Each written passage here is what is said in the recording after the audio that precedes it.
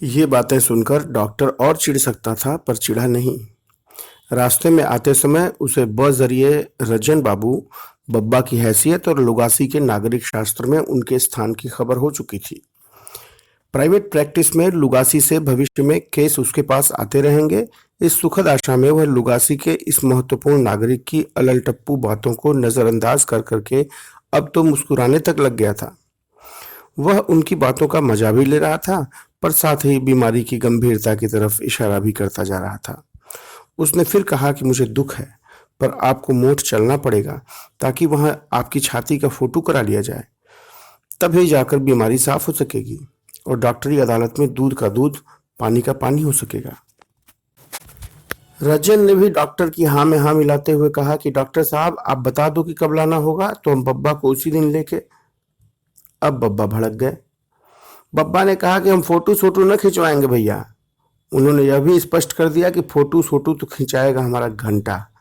बब्बा ने डॉक्टर से क्षमा मांगते हुए कहा कि डॉक्टर साहब तुम रज्जन को माफ कर देना कि इनने तुम्हें इतने मोट से इतने लाके इतना परेशान किया। हम तो इन्हें कभी मोट न भेजते पर जे भैंचो हमें बिना बताए मोट कर गए। हुआ जे कि हम तो इधर खून थूकने में लगे थे कि उधर जे चूतिया नंदन आपको उठा लाए। फालतू आपका टेम खराब किया।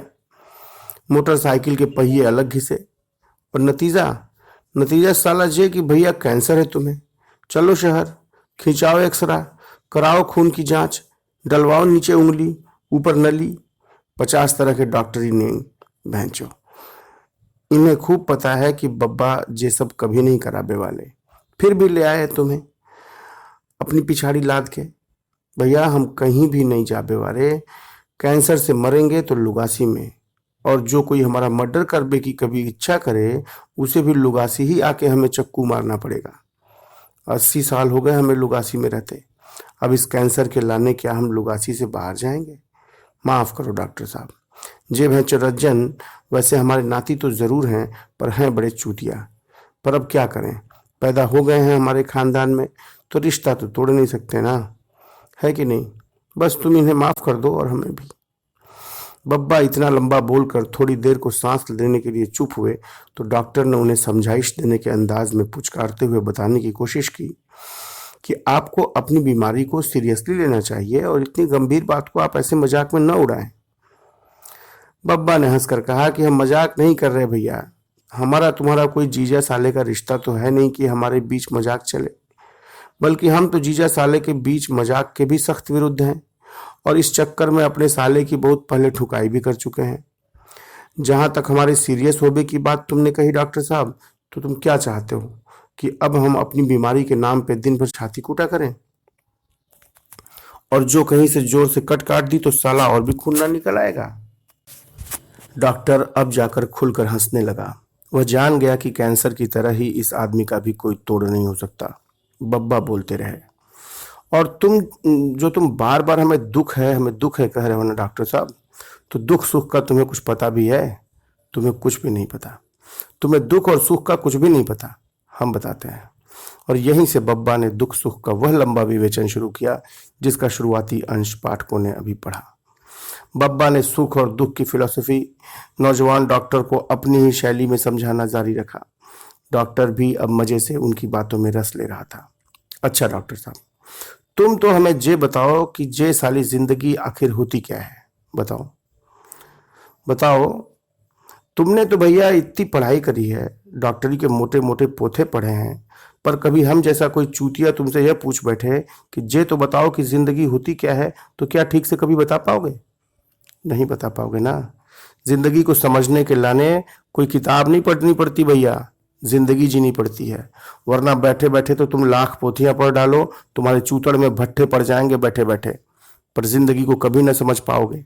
हाँ, कभी हम जैसों से पूछो, हम जैसों की संगत करो तो जिंदगी को जरूर समझ जाओगे।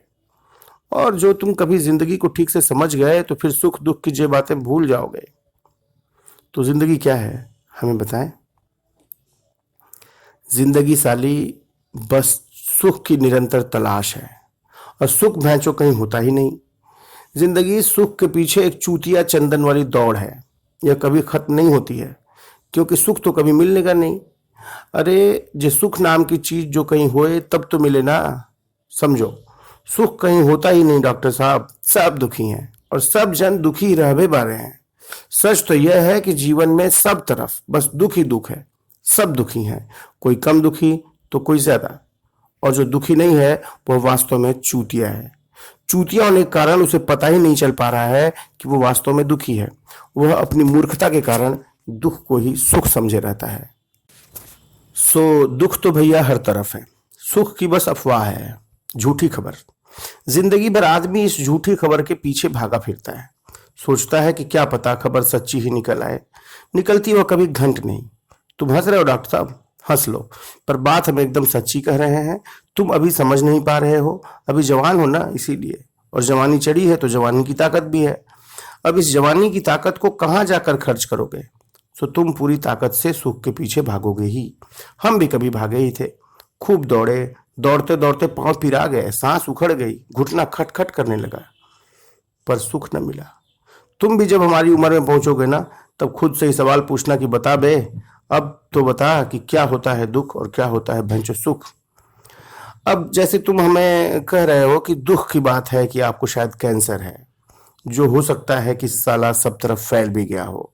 कहते हो कि भैंसो लीवर में चला गया है, फेफड़े में तो वो है ही, और क्या पता कि साला दिल पर भी जोर मार डाल रहे हो, क्योंकि तुम्हारी तुम्हारी डॉक्टरी में तो आदमी आखिरी में हार्ट फेल से ही तो मरता है ना, है कि नहीं? सो इतना कैंसर हो गया है। सही है कि यह दुख की बात तो है, पर क्या यह सुख की बात नहीं है कि इतना फैल जाने पर भी हम तुम्हारे सामने बढ़िया जिंदा बैठे तुमसे ऐसी बढ़िया बातें कर रहे हैं जो बिना कैंसर वाला भी कभी करके बता दे तो हम साले की जिंदगी भर गुलामी करें।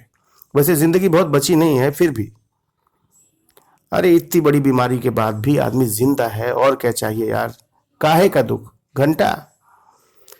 डॉक्टर बब्बा के उल जलूल परंतु अद्भुत विवेचन में खो सा गया था। वह मजे लेकर सुन रहा था। बब्बा ने आगे कहना जारी रखा, वैसे डॉक्टर साहब, तुम जरूर सोच रहे होगे कि जब बूढ़ा साला हमारा टाइम खराब कर रहा है। भैया तुम ठहरे व्यस्त आदमी, बिजी बोलते हो ना, बिजी डॉक्टर। पर जान लो कि हम तुम्हारा टाइम खराब नहीं कर रहे हैं। हमारी यही बातें तुम्हें आगे याद आएंगी। कभी तो तुम भी याद करके कहोगे कि यार कैसा तो गजब आदमी था, और बाद में कोई आपको इस तरह याद करे, तभी तो भैया जीने का मजा है, और मरने का भी। अरे जे क्या भैंसों की, समझे कि नहीं? तो तुम हमसे आज सुख दुख की बात समझ ही लो भैया। बब्बा को महफिल सजाने की आदत तो वर्षों से थी, आज एकदम नया श्रोता पाकर वह आदत उफन कर सामने छासी गई है। अच्छा डॉक्टर साहब, तुम तो ये बताओ कि तुम आओ शादी ब्याह भहो कि नहीं? चलो नहीं भी हुआ हो, पर कभी स्त्री संसर्ग किए हो कि नहीं? शर्माओ मती। अरे आदमी बच्चों पैदाइश के बाद से स्त्री के पीछे ही तो भगा भगा फिरता है, यही फितरत है आदमी की। जवान हुआ नहीं कि वह स्त्री संसर्ग के लिए कैसा मरा जाता है, देखा है ना, लार बहाता खड़ा रहता है हर स्त्री की राह में, बस यही सोचता है कि जे मिल जाए तो मजा आ जाए। सोचता है कि स्त्री संसर्ग में ऐसा सुख मिलेगा कि स्वर्ग का आनंद आ जाएगा, है कि नहीं? पर इस एक सुख के भरम में वो साला ऐसा चूल्हा चक्की मोड़ा मोड़ी के झंझट में फंसता है कि तब जाके पता चलता है सरऊ को कि इसमें सुख का तो बस एक छलावा था। कभी मछलियां पकड़े हो न तालाब पे? ना पकड़े होगे, पर पता तो होगा।